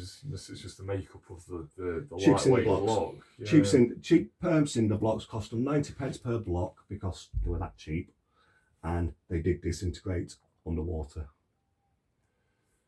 That's why they don't use these anymore. So I think I'm on board now with how we got to where we are with this then, and also I appreciate there's like a lot of bones of contention about this cinder block wall not being tied into the brickwork. It's the only tie that I can see. This is a partition wall into this brickwork. It is, yeah. Now, the concern I have is, you see how this is all cracked here, and it's all cracked there. This section of wall on the other side was in the exact same condition as that. What, before it was replastered? Before it was replastered, and I've got the photos of it. When this all collapsed, do you know what was stuck right here? Well, you know that evidence I brought into council that I told you to keep a record of just in case you need it? Well, within that evidence, there's a block of plaster with a handful of gloves stuck in it. I have got photos of that as well, and that fell out from there. So my concern with this wall is I can see it bowing there. So there's a bow there, and you can actually see it if you look carefully online. The other issue I've got with this wall is this. Straight down here, all the way down, that is splitting. Now, another concern. Coal ash at the back of it. So is that the chimney breast then? No, that's the chimney breast. Yeah. It's not necessarily coal ash, it could just be like... It's coal ash. Not just be like building dust from in the cavity. It's coal ash. And what's the white pipe in this? Yeah. Brick loose. Yeah, all Mr. loose Lee, brick. I'm not disputing. Yeah, well, you are currently witnessing right now a major Schedule 1 hazard that Mr. Rotherham put down as not being a Schedule 1 hazard. The fact that it's an internal wall that has collapsed is a Schedule 1 hazard instantly. What's the white pipe in the ceiling above there? Do we know? The white piping. Yeah. What, you mean that pipe there? Yeah. That was the original flue that they never took out. That's okay. That's all right if it's redundant. No, yeah, that's redundant. When I took, because in this bit, it was just a little piece of plasterboard that wasn't actually doing anything apart from that bit of a gap there. So it's like nailed on by the looks of things. It was just nailed on in a little square there for where the flue was coming down. Yeah, right, okay. this were all Boxed exposed, out, yeah. and that was still all exposed. Okay. But But like I say, this wall concerns me because, like I say, it's bowed. Yeah, it is obviously a major concern. And the fact that there's splitting in that brickwork. It is obviously a major concern that we need to rectify. It can't stay as is, that's obvious. No, and you should have rectified it in March, the first day that it was reported. It should have. That inspector that came out on the Saturday, when he turned around to me and said, well, I can't do anything now. I'm going to advise you, by the way, because I am a builder. This is what he said to me. This rendering. Do you remember what we're talking about pre-rendering? Like backing coats of plaster. Yeah. Like backing plaster. Yeah. If I'm to take that as evident, that's pre-war. If it's original plaster, well, original rendering to walls. And if it is, well, because to me it's hazardous. I'm not an expert, so I'm not a plasterer by trade, but this bit of plasterwork here looks relatively new. That is new. From the other side, is that? Yes. Is that from the bedroom? Yeah. Of course, this wall on the other side, I'll explain to you. Down this side, it's got cracks. Yeah. The reason it got replastered and bordered is when it was taken out, there's a dip in the middle. Did you do this plastering or did we? You did it. We did it. Yeah. Do we know roughly when? Speak to Dave Pull, because Dave Pull's got it down on record because I went mad at him for it. Because he came out, I stopped the works halfway through, got Dave Pull out and said, hang on a second, what's going off here? Because? They went to full tack in bedroom, partial tack and partial repair. Of this plastering? Yeah. Sorry, expand for me. So basically, I'll show you from here, Dave. Yeah, so dot and dab the plasterboard on, yeah? Basically, sorry. That's right. All this section of wall is plasterboard. Yeah. That section of wall is plasterboard. Yeah. That's not. All this other wall still has original rendering on the back of it. They only patched it. So it's been skimmed. Patched and skimmed. Because patch backing coat. You see where that big white patch is there? That dark patch is there. Well, that's one section of the wall that fell out. Right, okay. That shouldn't be that colour now. So when was this plasterboard? When was this plasterboarded? 2018, I do believe. So going like 3 years. 2018, 2019. And the whole room was done at the same time? Yes. And this section was plasterboarded, but the sections with the crosses on were just like skimmed, backing coat and skimmed? Yeah. The reason they've got dots on, that's popped.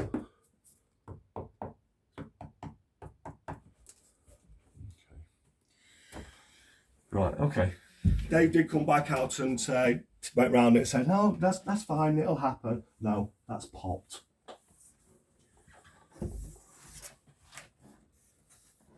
So we've got nobody living in here at the moment then? Yes, you have. There's somebody sleeping in here at the moment? She has to, because unfortunately, due to my disability, I can't sleep on settee anymore. Right, okay. So you've now got a major health and safety. That's what I'm looking to clarify. Yeah. So I've got somebody sleeping in here at the moment? Yep. Because you did because it's not been done up until a month ago, I was sleeping on settee so that this room couldn't be used under health and safety. Unfortunately, because of my physical ailments, I'm not able to sleep on settee anymore. Okay. Right, okay. One of the things that Mr. Rotherham mentioned, I'm going to contradict him on this one. You see our ceiling is split. Now, he tried to tell me that that's my responsibility. It's not, because that happened after roof. That's when, when all weight's been taken off at roof. When the re-roofing was being carried out. When it's re-roofed and they take the weight off, well, the building goes like that. And as soon as you put that roof back on, the building goes back down. And that's what all that is, where old plaster is. It's not in any of the rooms that have had all the new work done. Yeah. But where the old work's done, yeah, it's lifted itself up. Yeah, but what I'd call that is like a decorative finish. It's a decorative issue. I'm just pointing out that he tried to turn around to me and say that was my duty to repair. Technically, no, it's not, because it happened when the roof was done. The fact that Mr. Rotherham didn't actually realise that or come to that conclusion, I'm just pointing out a contradiction in his report. Okay. Okay, so that's this one then. At windows as well. They're all in the same condition. They're crap. after a while, I'm calling you out to come and repair bloody scissors. Every now and again, you get called out to come and bloody repair handles because handles are falling off. Doors is another issue in this property. This door, now, Mr. Rotherham's got this wrong. Come out a second. That door does not close. Is this one where it's saying it's ill fitting and it's not shutting to at the top? Yeah, it's not the door. Frames out, is it? Yeah, and I'll show you how much frames out. Is it where it's just about 25mm, is it? Yeah, but it's not just that one. Because as you'll notice, we don't have a door in our bedroom at the moment, because this one, that's the original one. This is door that what happens to the old one? Opening and closing completely fell apart. Old cheap wooden bloody egg box doors. The £5 a door that you pay for them. Typical internal door though. Yeah, It's not. but this is how bad.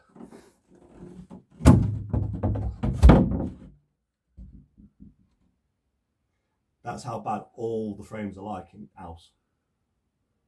I can't even pin my own door. We wouldn't expect you to, Mr. Lee, to be fair. Because of these crappy doors, we were going through the property at one door at a time and replacing them with these solid oak wood doors which are fireproof. And when I've come to do this room,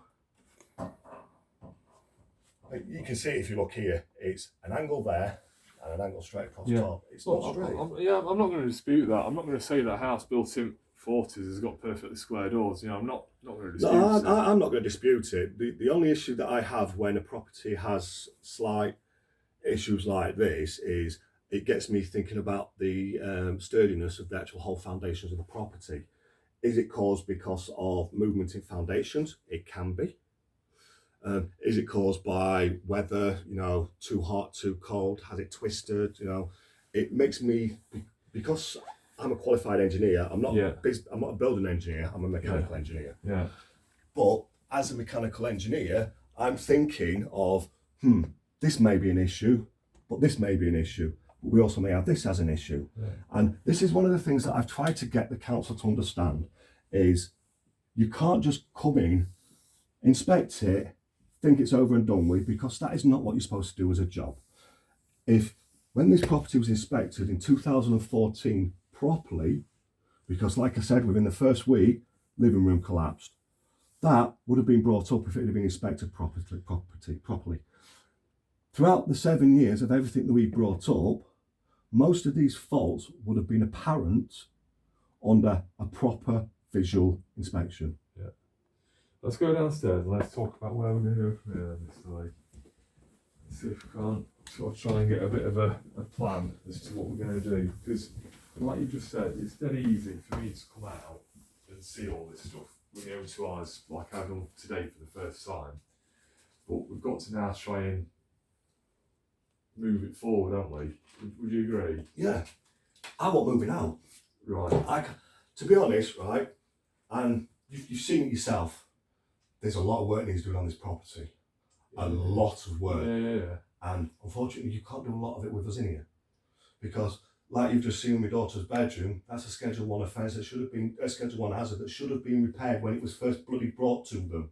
And they've left us in that state since March. Just so that wall cannot be repaired while we live in this property.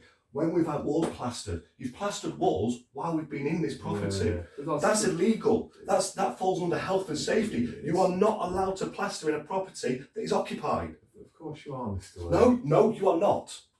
There's actually a finite social in the law. housing or private properties. How do you think people go on with their plastering works? Do you think they all do you know they can sue you? Do you know every resident that has had their plastering done can sue council? I don't agree with that. I've got to be honest with you. Because what's gypsum? What? No. I don't know. You're trying to tell me that legally you can plaster a property while it's occupied. I'm telling you, no, you can't. Right. I'm asking you, do you know what gypsum is? Do you know what gypsum is? Do you know any of the chemical compounds in gypsum? No, I don't. No. Now, there's a fine law under the Environmental Protection Act where gypsum is concerned, right? It's not the Housing Act, it's the Environmental Protection Act that actually covers us as residents. Plastering is not allowed to be done when a property is occupied. It is meant to be empty because the dust from the gypsum is harmful to health. Right. It contains lime, it contains sulphur. It is why the council are not allowed to dispose of any form of plaster other than in a controlled manner. I have an issue with that because, as you've witnessed outside, there's plaster in the soil. That means somebody from the council, when they've done plastering, have gone, woo, with their bucket. Right? I can guarantee you now, see that section of garden there? I bet if I dug all that up, I'd find the exact same thing on the back. Do you know why? Because he went out there and poured all this frigging shitty water in the garden. Right. Not allowed to do that. Right, okay. So when you're telling me you're allowed to plaster in a property, well, I'm telling you no, you're not, because it's under the Environmental Protection Act. Okay. So, that aside, I don't mean to, upset you, but I was just sort of trying to get my head around the logistics, really, of how we get on in the real world. And how we get on in the real world is you've got a property Yeah. with a lot of issues. Yeah, and the question that I want to ask, you say, you want to move out. Do you want to move house permanently, or do you want to get these repairs done and then live back here for the rest of your days? Because that's sort of the angle I'm trying to come from. Is to be honest, right, where my mental health is concerned, and this is where I'm coming at from this, right. I am a high functioning autistic male that suffers with a lot of other conditions, anxiety, depression. I'm not legally allowed to work out there, so I have to rely on my disability to, because when I put myself into a high functioning, I forget everything that's around me and everything that's near me, and I become this horrible monster. Whereas when I'm not in that position, I'm fine, I'm calm, I'm everything else. This property, I love this house. My wife hates it because it's small, it's cramped, space, deep women things. I love this property for the sheer fact I'm an enclosed garden. When that's done, I'm putting in a lot of planning permission for things like a shed to be built, but it's not a wooden shed that's being built. It's got to be a shed that's I'd be able to operate a business from. Yeah. Because what I'm looking at is my future. Yeah. And my future is I can't work for somebody else. I've got to work for myself. I'm an engineer, both in mechanical and information technology. I'm also an IT consultant. This was all before I came out of work to basically concentrate on my mental health. And I want to do all that as a business to help others out. Now, for me, this property is perfect because at the end of the day, I can have my business at End Garden. Nobody can get to it on either side, so it means I've got nobody visiting me. It means nobody can get over back. It means that I can be in the safe understanding that that's secure. So you like the property, you're not looking to move out, but for us to get the property into a state where you feel my wife wants us out of the house completely. Whilst the work's being done, she wants permanently moving out. She's had enough of the house. Yeah. And that then becomes your next problem. I'm happy with the house. I'm happy for the work to be done and to be brought up to the standard that it should be and it should have been when we first moved in. Yeah. I'm happy for that to all go ahead and happen. My wife's not, because my wife's angry. That's why she's not here. That's why she hasn't come back yet, because we haven't phoned her yet to let her know you've gone. She doesn't want to be in this house anymore. She's had enough on it. She's had enough of the crap from the council for 7 years. And I don't blame her. But the issue that you're going to have is, for one, we're technically classed as overcrowded because we've got 2 girls in the same room. So it'd have to be a 4-bedroom property. It'd also have to be a property that would require a sealed off garden, that sort of stuff. I mean, look, I've never got involved in the housing side of things, but you ain't got anything. You know as well as I do that's there's some really big asks there. Well, it's not.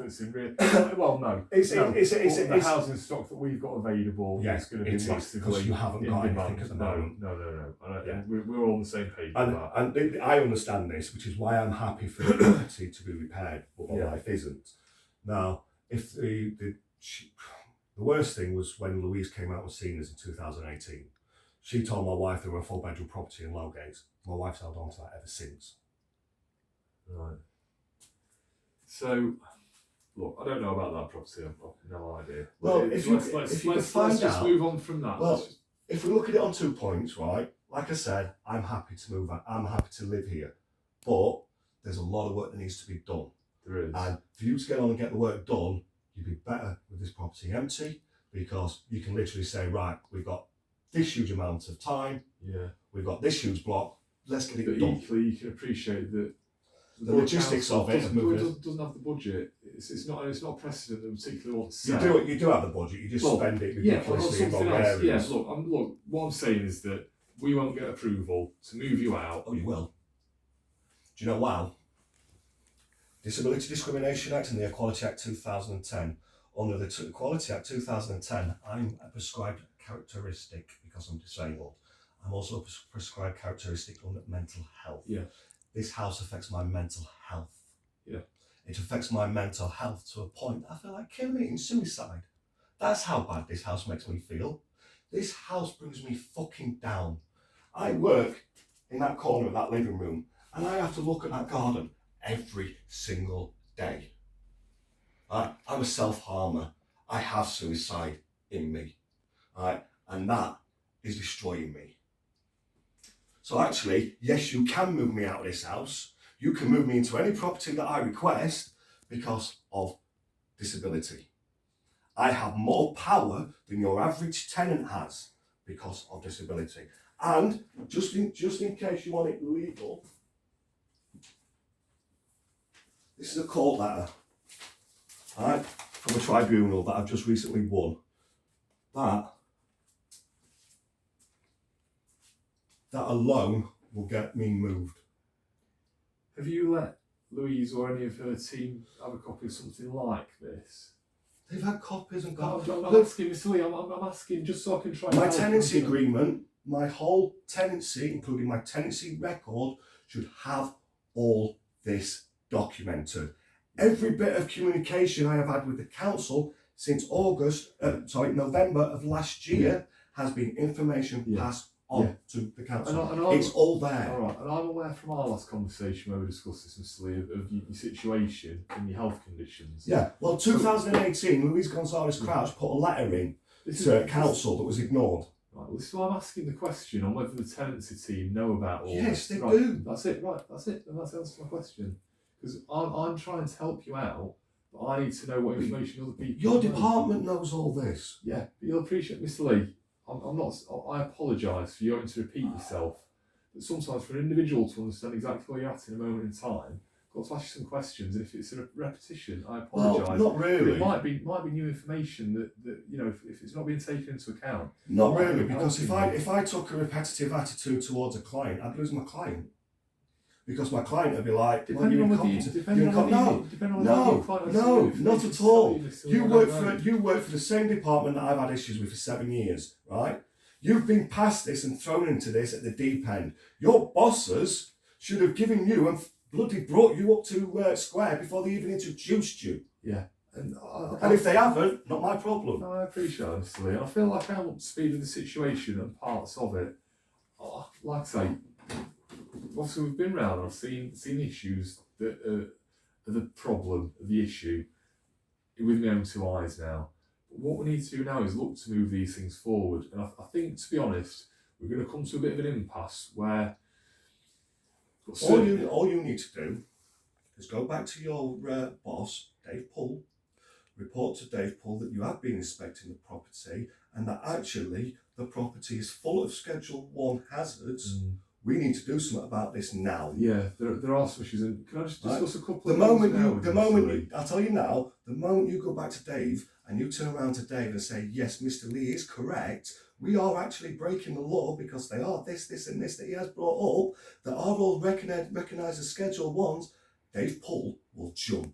And he will jump so high that he'll do absolutely anything you ask him to. I can guarantee that now. What I'm asking to is what we've come to an agreement as both as us as representatives of Chesterfield Borough Council and our organisation, but you as a tenant. And like an example of one of those things is like the kitchen door. Let's just, because it's in front of me, let's use that as an example. So if I go back to the depot and say, right, we need to get a joiner out to come and fit you this door, back in, put it back in the hole. Because you got to agree that you understand why that's important. Oh, I do. Why does not every other inspector that's been to this property say before then? I don't know. But well, these are the questions. These are the questions that are going to be asked because the simple because the simple reason you've come out right. Yeah. No, hang on. You've come out and you've recognised some of these issues. Why have your predecessors not? People who are actually employed by Chesterfield Borough Council as inspectors. Yeah, I can't comment on that, but what I can say is perhaps if work's been scheduled and then, they feel like it's just not going to be allowed to take... Work's never been scheduled. No. Okay, let me put this as a real straightforward question. If I go back to the depot and get a joiner to come and renew a door, are you going to let them come and hang it? Yeah, they can come and hang it. Yeah. Doesn't mean I'm going to let go of the fact that several inspectors came out at the property. It takes one person out of the whole Chesterfield Borough Council who have been to this property to do their job properly. Yeah. And do you know, obviously, I'm not going to comment on other people. The way I've been sort of mentored in my previous jobs is if I see something, if I'm the last one to see something, and then it all goes horribly wrong, it's me that's at fault. And I want to try. And there's a lot of issues, Mr. Lee. And that's how I'm brought up in engineering. I want to try and help, and I want to try and get these issues remedied. The ones that I can do, some are much simpler than others. I'll be honest. Hanging a door, for me to get that organised is very simple. Yeah, no, it is. I know it should have been done. Getting the wall in the bedroom rectified. On paper, relatively straightforward. Probably in practice a little more complex because we're going to have to work out when we're doing it and whether you're going to be in the property when we do. And I know you've got your ideas about not wanting to be in the property when we're doing that. So things like that, are a little more complex, but ultimately there's a straightforward solution. They want to be complex. Right. They want to be complex if in March, when he came out on Saturday and said, yeah, we're going to need to get somebody out for that, somebody comes out on Monday, oh, we're going to have to get somebody out for that. You'll think, yes. Oh. Yeah. Like you just pointed out with the door. I know the door was a fire issue. Yeah. I have done since the day the door collapsed. Yeah. But not one person who's come to this property who's supposed to be in a position of a job where they're supposed to notice that. Yeah. Right? And like you said, as an engineer, that's my job. Yeah. My job is to see these things. So what I want to do then is go back. So I can't achieve anything stood in your kitchen. I need to go back to the depot, talk to some of my colleagues, and try and get some of the issues that I've made notes of sorted out. Some of those I can sort out relatively simply off my own back. Some I need to speak to experts in their field. Like you know much more about this garden issue than me. I need to speak to colleagues in Esther's team. Esther, I know you don't like her, I get that. But I don't know enough to sort it on my own. She's a useless waste of space that is in the wrong fucking job. Everyone's entitled to their opinion. I'm just telling you that I need to speak to people in different teams to get results realised. Results should have been realised the moment I were asking for X person to come and look at this. And then council are turning around and saying that I'm stopping you from coming out. Yeah. No, I haven't. Yeah, the only time I stopped you from coming out was the moment you threw ADR on me. And I have followed ADR to the letter. Chesterfield Borough Council hasn't. Because right now, you are in breach of the pre-action protocol for housing repairs. You're 6 months out of date. But you've allowed them to come round, Slim. I've tried to come round in a timely manner myself personally, and I'm just trying to move things forward.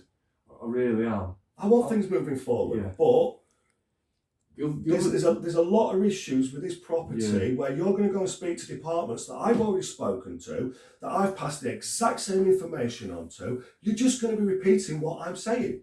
That's all you're doing. Not necessarily disputing that, Mr. Lee, but what I'm saying is it's all I can do, and that's how things are going to happen. As a job, right, you've seen this property.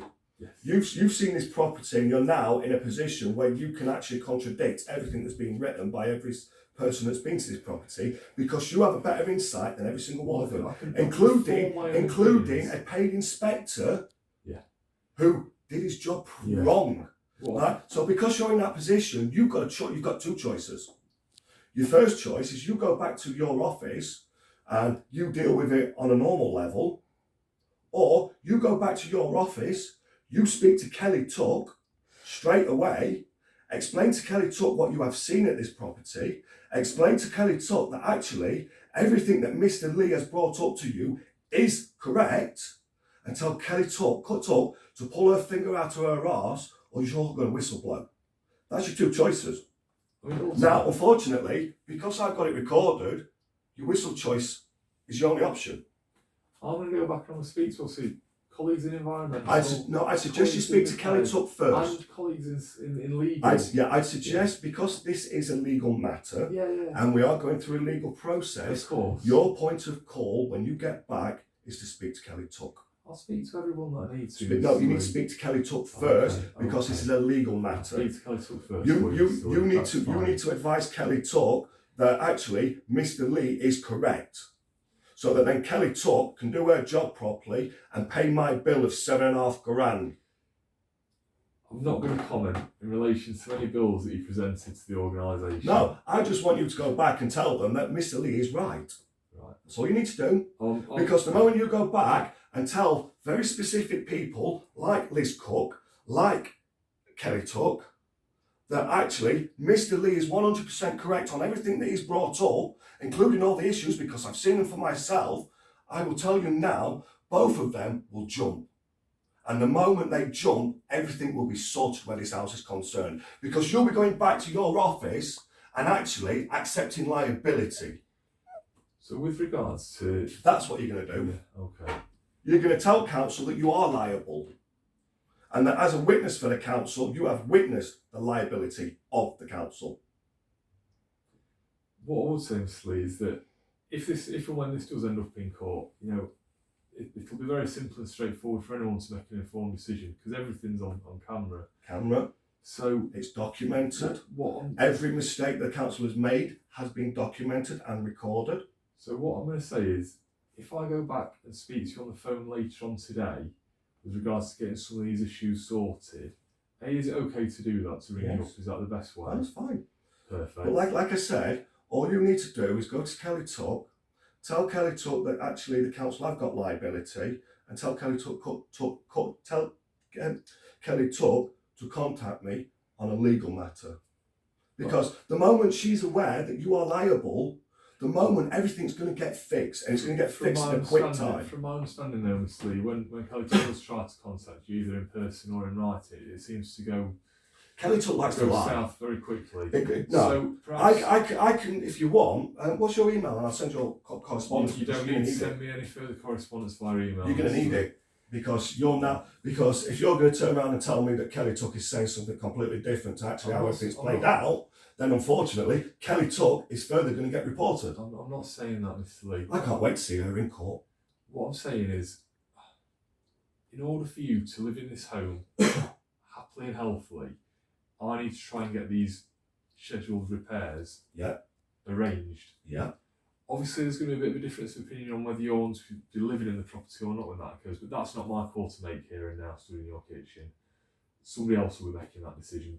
Hopefully, I'll be able to inform it a little better, but it's not my decision to make. I'll be able to tell them that if nothing is actually put right in terms of where the Equality Act 2010 is concerned and my disabilities, which includes quality of life, because right now I don't have quality of life, then it's going to be a problem. I can assure you that all those things will be fully taken into account. Well, they haven't been so far. No, well, I'll assure you that I'll do my utmost to make sure that those issues are taken into account fully when we consider scheduling repairs and carrying out any work to your home. Okay. Is all the tenancy details correct in that we've got 4 members of your household living here? Well, there's 5 in total. Oh, sorry, go on then. Me and 3 kids and wife. Oh, sorry, right, okay. Might be the case. Yeah. Which technically we are overcrowded because we've got 2 teenage girls in the same bedroom. Technically it's not overcrowded because I have partitioned the room off slightly. Right, okay. But it is overcrowded at the moment. Okay. So I'm going to go back to the depot now. We'll look at trying to progress this and move this forward by getting some repairs logged. I'll list out all the issues that I've seen, compare that to the scheduled report that Paul Rotherham carried out. I know that you're not necessarily that satisfied with that. I'm not. I don't want to go over it chapter and verse because we've sort of done like I said to you, you've read his report, you've seen his report, you've seen what he's documented, what is documented in his report, and there's a ton bag of hazardous waste there, and there's also another bag that's got Yeah. more coal in it than what Mr. Rotherham reported. Yeah, so I'm not going to, comment about individual things, especially things that are outside my scope of knowledge, and the garden is one of them. As I freely admit, it's not my area of expertise. Well, it is the council's. Oh yeah, 100%. We've got experts employed by different departments, and I'll be passing on my findings and everything I've seen and discussing that with them. But I'd like to think that we're building a relationship, Miss Lee, where I'll be absolutely honest with you. There's no point in doing any other. I'll tell you what I can do and what I can schedule and work up. I'm not going to tell you or make you promises about stuff that is well out of my remit.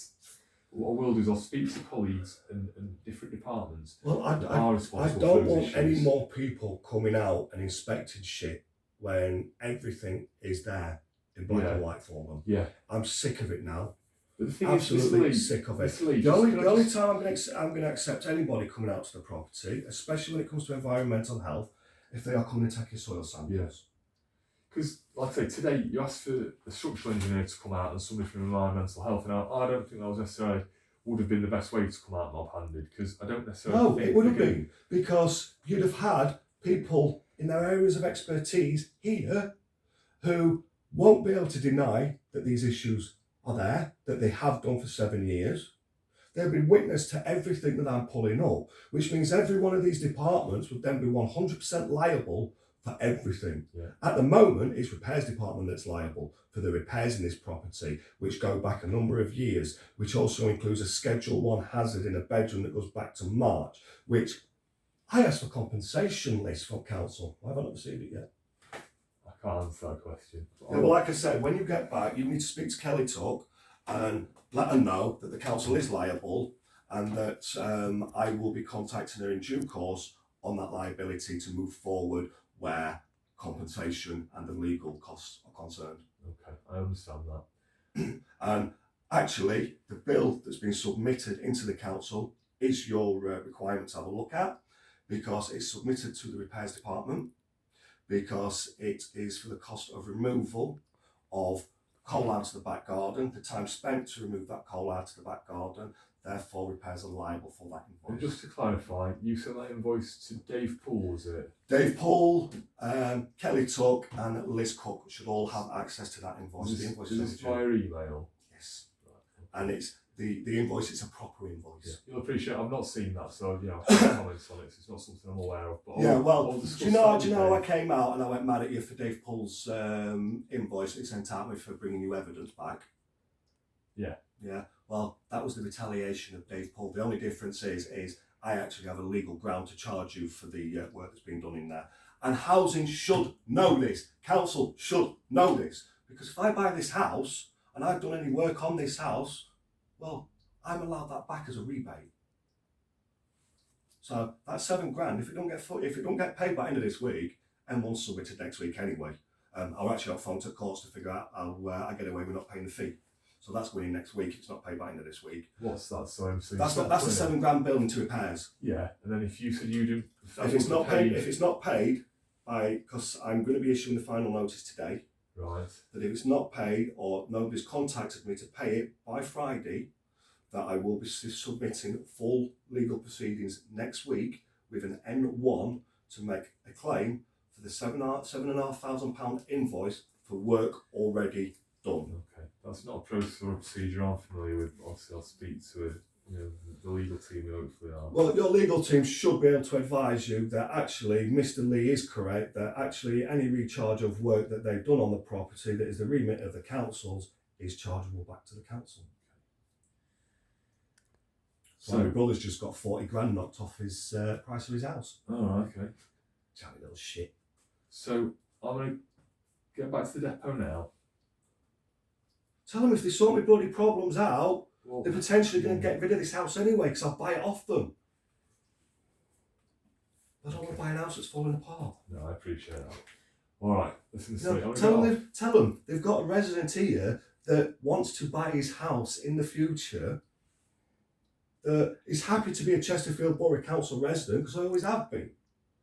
But when you piss me around, and I've got councillors not doing their jobs and MPs not doing their jobs, it pisses me off. You'll appreciate that's far beyond my remit, though, Mr. Lee. No, well, Certainly them I'm fees don't dealing with answer to me. Yeah, I'm dealing with him anyway. Right. I'm waiting for next local elections. 'Cause Will you I'm do gonna me a stand in favour? Will you send me a link to whatever's going on YouTube or Facebook so I can find it? Yeah, easier than last that's time? not going on Facebook. Okay. That is right. And as record, this is only being submitted as evidence as part of our case against Chesterfield Borough No Council. worries. Will you send me a link to it if it does go up on social media? It'll only go up if things don't get done. Oh, okay. Because then that's a legal point of that side of things, making it public interest. Thank you very much for your time. I appreciate it. You're welcome.